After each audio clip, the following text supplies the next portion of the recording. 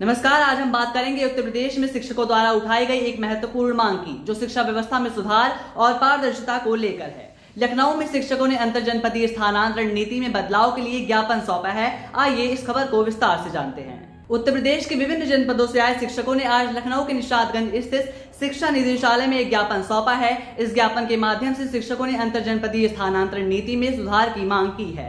उनका कहना है कि ये नीति वरिष्ठता, पारदर्शिता और न्यायोचित प्रक्रिया पर आधारित होनी चाहिए। शिक्षकों ने कई सुझाव दिए हैं, जिनका उद्देश्य स्थानांतरण प्रक्रिया को अधिक प्रभावी और निष्पक्ष बनाना है।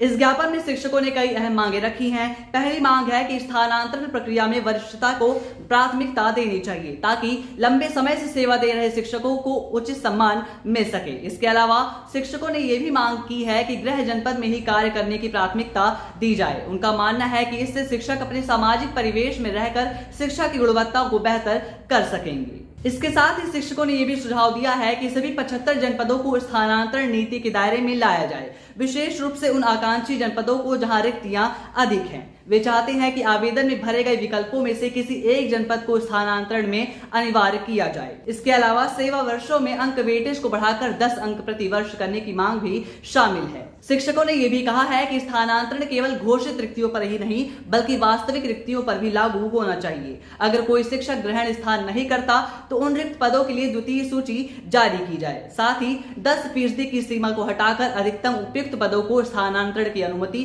देने की मांग भी उठाई गई है। एक अन्य और महत्वपूर्ण सुझाव ये भी दिया गया है कि पूरी स्थानांतरण प्रक्रिया को ग्रीष्मकालीन अवकाश के भीतर ही पूरा किया जाए। इससे शिक्षकों को नए सत्र की शुरुआत से पहले ही अपने नए कार्यस्थल पर व्यवस्थित होने का समय मिल सकेगा। शिक्षकों की ओर से राजीव गौड़ ने बताया कि वर्तमान स्थानांतरण नीति में कई कमियां हैं। उनके अनुसार लंबे समय से सेवा दे रहे शिक्षक अक्सर उपेक्षित रह जाते हैं, जबकि कम सेवा अवधि वाले शिक्षकों को लाभ मिल जाता है। ये स्थिति शिक्षा व्यवस्था में असंतुलन और असंतोष पैदा कर रही है। ज्ञापन सौंपने वाले शिक्षकों ने उम्मीद जताई है कि शासन स्तर पर उनकी मांगों पर जल्द ही सकारात्मक निर्णय लिया जाएगा। उनका मानना है कि इन सुधारों से न केवल शिक्षकों का विश्वास बहाल होगा, बल्कि प्रदेश की शिक्षा व्यवस्था भी अधिक मजबूत और संतुलित बन सकेगी।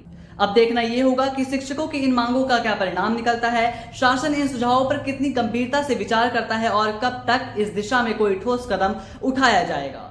शिक्षकों की निगाहें अब सरकार के अगले कदम पर टिकी हुई हैं और उम्मीद है कि ये प्रक्रिया निष्पक्ष और समयबद्ध तरीके से पूरी हो सकेगी। इस खबर पर आगे भी हम आपको अपडेट देते रहेंगे। आप देखते रहिए अटल टीवी।